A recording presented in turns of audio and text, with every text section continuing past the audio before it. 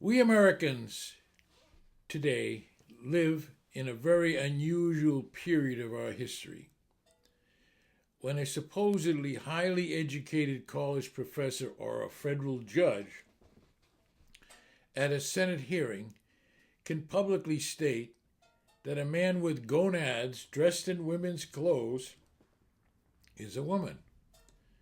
That is delusional, and I think it can be attributed all the way back to her lack of belief in God. Episode 125A. Can we resurrect God in Boston? And spiritual but not religious.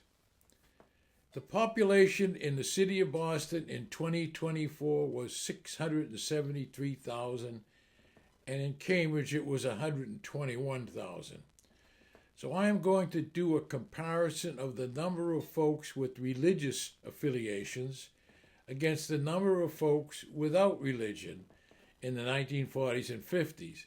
And I am going to use Cambridge's population statistics rather than the much larger population of Boston. Boston and Cambridge have similar characteristics. Then I will compare today's population numbers for both unchurched and then religious affiliated folks in Cambridge.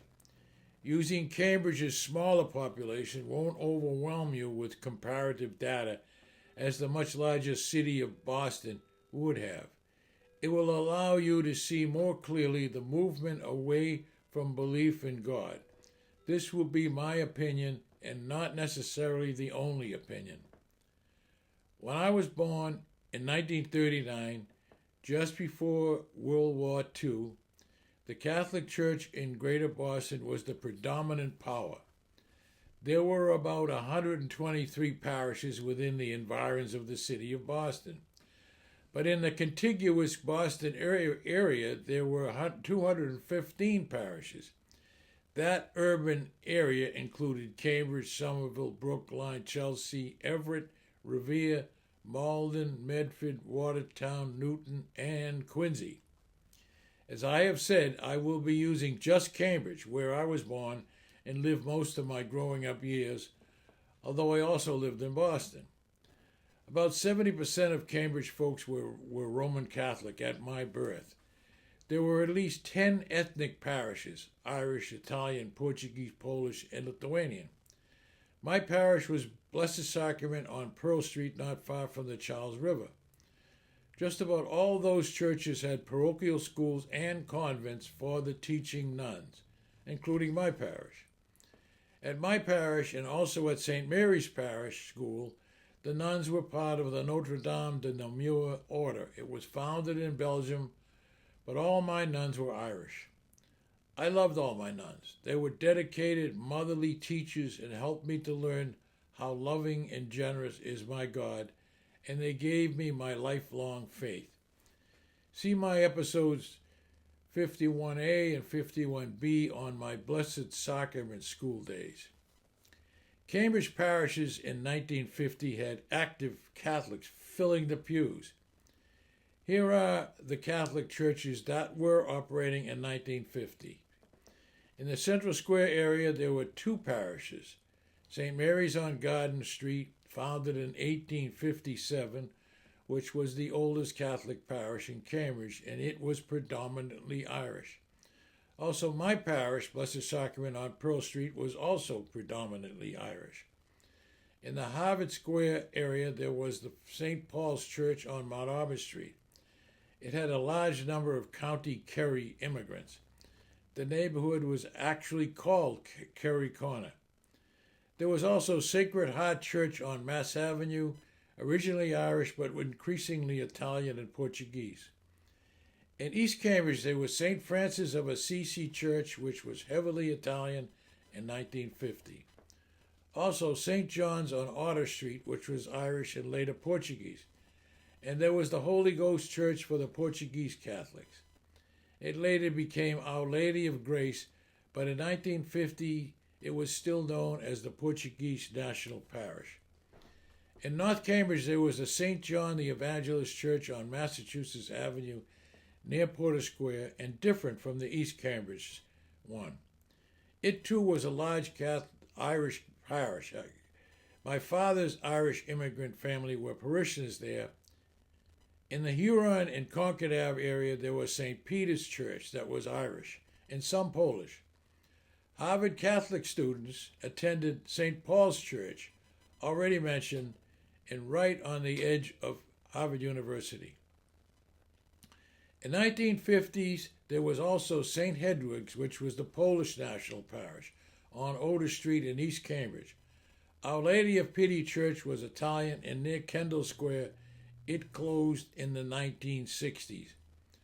By 1930, Cambridge's total population was approximately 113,000, with Catholics comprising an estimate of 70%, or about 79,000 individuals due to the foreign-born, mostly Irish-descended population, dominating neighborhoods like East Cambridge and North Cambridge.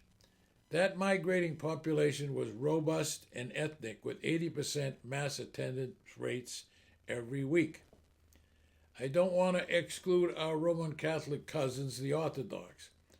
There was one such church in Cambridge, Saints Constantine and Helen Greek Orthodox Church on Magazine Street, was organized in 1917. It is one of the oldest Greek Orthodox parishes in the United States. The community served the growing Greek population in the area. The first church building was constructed in 1925.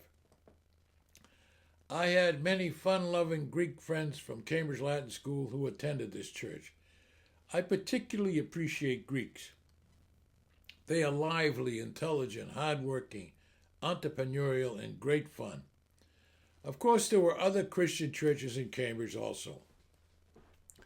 In 1940, Cambridge had numerous active non-Catholic Christian congregationals. Below is a list of the major non-Catholic Christian churches and denominations that had established congregations in Cambridge in 1940. Based on city directories, denominational yearbooks, and historical records from that era, the Seven Sisters is the shorthand designation for the mainline Protestant denominations. So in the 1940s, Cambridge had the sister Congregational Church, which is now part of the United Church of Christ. That was the first church in Harvard Square. Then Congregational, but turned Unitarian until 1829, then became Trinitarian Congregational. Also with the congregational roots, we had Cambridge Baptist Church, but that became Baptist by the 1940s. Also, we had the North Cambridge Congregational Church, and East Cambridge's Pilgrim Congregational Church. Then we had the Unitarian Church, with Harvard Square's first parish church. It was liberal Protestant and very unorthodox. Another of the Seven Sisters is the Baptist Church. In Harvard Square, there was the First Baptist Church and also the Cambridge Baptist Church, which was a Swedish Baptist church until the 1930s. It then became the English-speaking American Baptist Church. Another of the sisters, the Episcopal Church, had the historic Christ Church Episcopal, founded in 1759. Also in Cambridgeport, we had St. Peter's Episcopal Church, and for the black folks, we had in North Cambridge, St. Bartholomew's Episcopal Church. Then we had the Methodist Church, another sister in Harvard Square. There was the Harvard Epworth United Methodist Church, and in East Cambridge there was the Grace United Methodist Church. Another of the mainline sisters is the Presbyterian Church, represented in Cambridge by the First Presbyterian Church, operating in various Cambridge locations. Cambridge was home to other Protestant and evangelical churches also. The Swedish Evangelical Church, which later became part of the Evangelical Covenant Church, and the Swedish Evangelical Mission Church in East Cambridge became later the Covenant Church. And don't forget the Christian Science Church, whose mother churches in Boston, but Cambridge had several Christian Science reading rooms and smaller societies. Some smaller or ethnic Protestant congregations that were active in 1940 were the Finnish Congregation Church, located in North Cambridge, and the Norwegian Danish Methodist Episcopal Church that was located in East Cambridge. There were African American congregations also, some Baptist and some Holiness Pentecostal, that began to form, though many were storefront and mission-based in the 30s and 40s.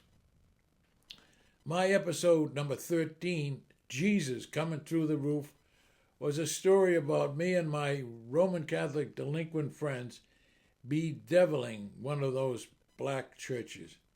Forgive me, Lord. There were no large Pentecostal, Adventist, or Lutheran church yet in 1940s, though tiny missions may have existed.